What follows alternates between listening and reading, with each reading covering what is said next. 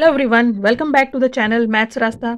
जो आज का हमारा टॉपिक है वो क्लास 10th का है, मैथमेटिक्स। क्योंकि एग्ज़ाम ऑन द कॉर्नर है तो हमने सैम्पल पेपर लिया है। सीबीएसई जो रहती है वो अपने सैम्पल पेपर्स निकालती है, उससे बच्चों को एग्जामिनेशन में पता चल जाता है कि पेपर जो आने वाला है वो किस पैटर्न में आने वाला है। तो सैम्पल पेपर के जितने भी क्वेश्चन है अगर आप सॉल्व करते हैं, उनको प्रैक्टिस करते हैं, तो आपके लिए एग्जामिनेशन क्रैक करना बहुत ईजी हो जाता है।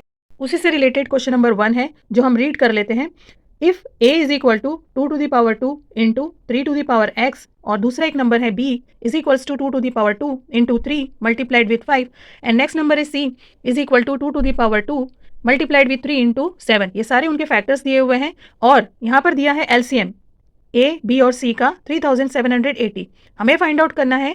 Then x is equal to, सारे ऑप्शंस दिए हुए हैं, इन ऑप्शंस में से हमें पता करना है, कैलकुलेट करना है कि कौन सा ऑप्शन करेक्ट है। ठीक है, तो सबसे पहले हम लिखना स्टार्ट कर देते हैं।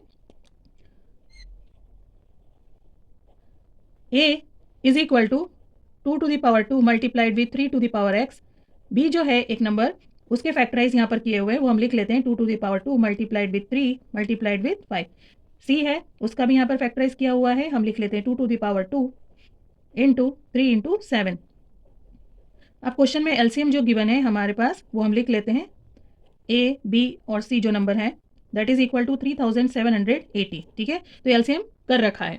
अब यहाँ पर जो हमें फाइंड आउट करना है x, तो हम सर्च कर लेते हैं, x यहाँ पर है, इसकी वैल्यू हमें फाइंड आउट करना है। ठीक है, तो ये जो एलसीएम दिया हुआ है हम इसको फैक्टराइज करेंगे तो हमें ये x की वैल्यू पता चल जाएगी, मतलब एलसीएम मतलब maximum value of 3 to the power जो है वो हमें पता चल जाएगा। तो हम यहाँ पर फैक्टराइज करते हैं, सो 3780। तो इसको आप डायरेक्टली भी कर सकते हैं क्योंकि हमें मैक्सिमम पावर 3 का पता करना है, तो आप डायरेक्टली 3 से भी कर सकते हैं। तो यहाँ पर हम फैक्टराइज करते हैं 3 से, तो हमें मिलेगा 1260। फिर से हम 3 से करेंगे तो हमें मिलेगा 420। फिर हम 3 से करेंगे इसे तो हमें मिलेगा 140। अब अगर आप इसको चाहेंगे कि 3 से ये फैक्टराइज हो जाए या डिवाइड हो जाए तो वो पॉसिबल नहीं है। तो अगर हम देखते हैं तो यहाँ पे 3 कितनी बार आ रहा है, ये 3 टाइम्स आ रहा है। ठीक है, तो मैक्सिमम पावर जो इसकी होने वाली है वो हो जाएगी 3, जो है 123 to the power 3। जो यहाँ पर हमारा ऑप्शन है वो है सी, जो कि हमें लिखना कैसे है एग्जामिनेशन में आंसर नंबर 1। तो ऑप्शन है हमारा सी, दैट इज 3।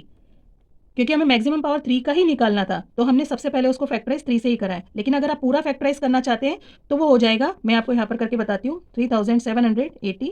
अगर आप पूरा बेसिकली सारे फैक्टर्स उसमें चाहते हैं तो अगर आप इसको चाहें तो आप इस तरीके से भी कर सकते हैं, लेकिन वो बहुत टाइम कंज्यूमिंग होगा क्योंकि हमें फैक्टर तो सिर्फ 3 के ही पता करने, मैक्सिमम जो पावर है 3 का ही पता करना था।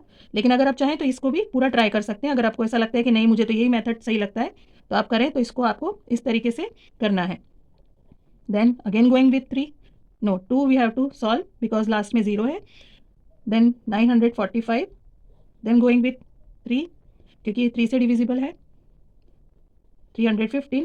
Then going with 3 you are getting is 1 0 and 5 times. Then again divisible with 3, then you are getting as 3 3 9, 3 5 15। Then going with 5 5 7 35, then 7 and then 1।